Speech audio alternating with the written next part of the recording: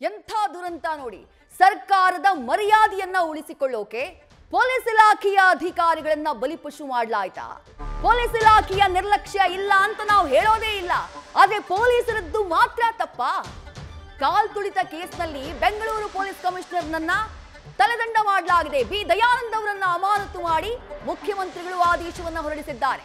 ಜೊತೆಗೆ RCB, DNA, KSCA ಅಧಿಕಾರಿಗಳು, ಆ ಅಧಿಕಾರಿಗಳಿಗೂ ಕೂಡ ಅರೆಸ್ಟ್ ಮಾಡೋದಕ್ಕೆ ಸೂಚನೆಯನ್ನ ಕೊಡಲಾಗಿದೆ. ಕಬ್ಬನ್ ಪಾರ್ಕ್ ಠಾಣೆಯ ಇನ್ಸ್ಪೆಕ್ಟರ್ ಎಸಿಪಿ ಬಾಲಕೃಷ್ಣ, ಚಿನ್ನಸ್ವಾಮಿ ಸ್ಟೇಡಿಯಂನ ಇನ್ಚಾರ್ಜ್ ಅವರನ್ನ ಕೂಡ ಅಮಾನತು ಮಾಡಲಾಗಿದೆ. ಪ್ರಕರಣಕ್ಕೆ ಸಂಬಂಧಪಟ್ಟ ಹಾಗೆ ಪೊಲೀಸ್ ಅಧಿಕಾರಿಗಳನ್ನ ಸಸ್ಪೆಂಡ್ ಮಾಡಿ ಆದೇಶವನ್ನ ಮಾಡಿದೆ ರಾಜ್ಯ ಸರ್ಕಾರ. ಈ ಕ್ಷಣದಿಂದ ಅಮಾನತು ಅಂತ ಹೇಳಿದೆ ರಾಜ್ಯ ಸರ್ಕಾರ. ಕೆಲವೇ ಕ್ಷಣಗಳ ಹಿಂದೆ ಮುಖ್ಯಮಂತ್ರಿಗಳು ಸುದ್ದಿಗೋಷ್ಠಿಯನ್ನ ಮಾಡಿ ಹೇಳಿದ್ರು.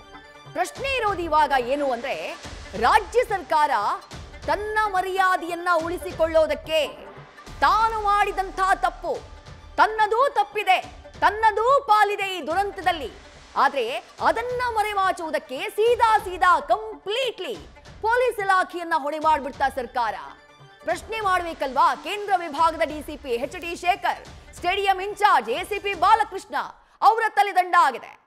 ಅದರ ಜೊತೆಗೆ ಪೊಲೀಸ್ ಅಧಿಕಾರಿಗಳ ವಿರುದ್ಧ ಎಫ್ಐಆರ್ಗೆ ಸರ್ಕಾರ ಸೂಚನೆಯನ್ನ ಕೊಡುವಂತಹ ಕೆಲಸವನ್ನ ಮಾಡಿದೆ. ನ್ಯೂಸ್ ಫಸ್ಟ್, ನಿರ್ಭೀತಿಯಿಂದ ನಿಮ್ಮ ಪರವಾಗಿ.